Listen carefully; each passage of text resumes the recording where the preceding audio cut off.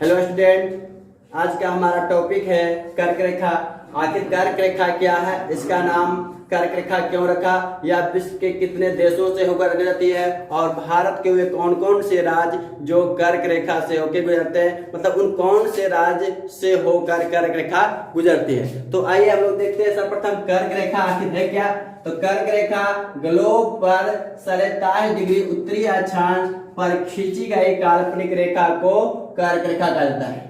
Class के video में हम लोग देखे थे, जब ग्लोब का पूरा अध्ययन किए थे तो उसमें हम देखे थे कि ग्लोब के उत्तरी अक्षांश में 27 डिग्री अक्षांश पर एक रेखा खींची गई जिसे कर्क रेखा कहते हैं। यह रेखा विश्व के तीन महादेश एशिया, अफ्रीका और उत्तरी अमेरिका से होकर गुजरती है। यह रेखा विश्व के तीन महादेश एशिया, अफ्रीका और उत्तरी अमेरिका से होकर गुजरती है, ठीक है। और विश्व के कुल 18 देशों से होकर कर्क रेखा गुजरती है।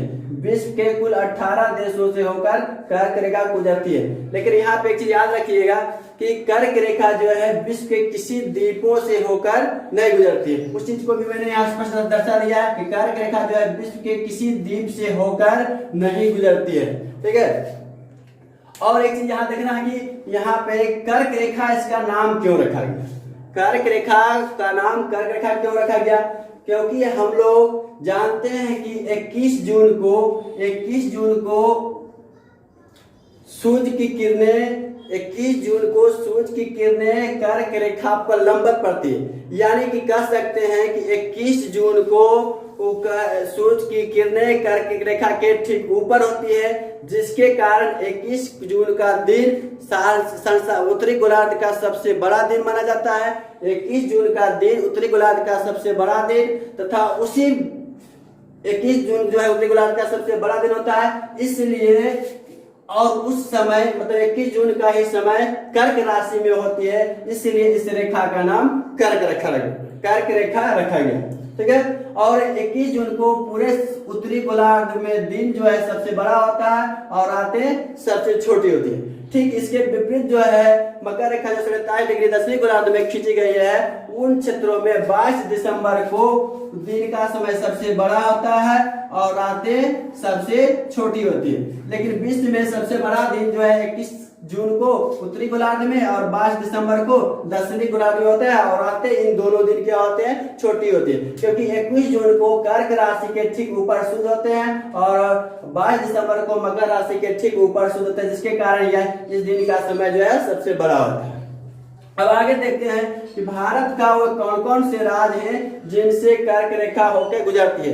भारत के वे कौन कौन से राज्य हैं जिनसे होकर कर्क रेखा गुजरती है। तो भारत के 8 प्रमुख राज्य हैं जिनसे हम होकर कर्क रेखा गुजरती है। भारत के 8 वे प्रमुख राज्य हैं जिनसे होकर कर्क रेखा गुजरती है।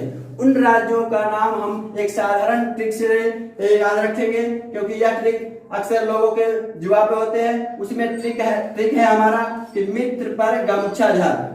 कर्क रेखा का ट्रिक जो है, जो भारत में किन राज्यों से गुजरती है, उसका ट्रिक है मित्र पर गमछा झार। इसका देखते हैं कि मी का मतलब हुआ मिजोरम, त्रा का मतलब हुआ त्रिपुरा, ओ का मतलब हुआ पश्चिम बंगाल, रो का मतलब हुआ राजस्थान, गो का मतलब गुजरात, मो का मतलब मध्य प्रदेश, छ का मतलब छत्तीसगढ़ और झार का मतलब झारखंड। एक बार फिर देखते हैं कि मित्र पर गमछा झार, ये हमारा कर्क रेखा का एक ट्रिक है जो भारत के राज्यों से होकर गुजरती है। तो मी का मतलब हुआ मिजोरम, त्रा का मतलब त्रिपुरा, प का मतलब पश्चिम बंगाल, रो का मतलब राजस्थान, गो का मतलब गुजरात, मो का मतलब मध्य प्रदेश, छ का मतलब छत्तीसगढ़ और झार का मतलब झारखंड। तो इस सभी राज्य जो 8 राज्य हैं, इन राज्यों से होकर कर्क रेखा गुजरती है। लेकिन यहाँ पे एक चीज और इम्पोर्टेंट चीज है कि भारत का एकमात्र शहर है रांची, जो कर्क रेखा पर स्थित है, और भारत के कोई राज्य शहर ऐसा है जो कर्क रेखा पर स्थित है। तो ये भी अक्सर सवाल में आता है कि भारत का एकमात्र हुआ कौन सा शहर है जो कर्क रेखा पर स्थित है, तो वह रेखा कौन सा है, रांची है। तो इस तरह से यह स्पष्ट हो गया होगा कि कर्क रेखा क्या है और कर्क रेखा पर विश्व के कितने देश स्थित हैं और भारत के कौन कौन से राज्यों से होकर कर्क रेखा गुजरती है। अगर आपको हमारा वीडियो अच्छा लगा तो अवश्य लाइक और शेयर कीजिए। आज का वीडियो हमारे यहीं तक, धन्यवाद।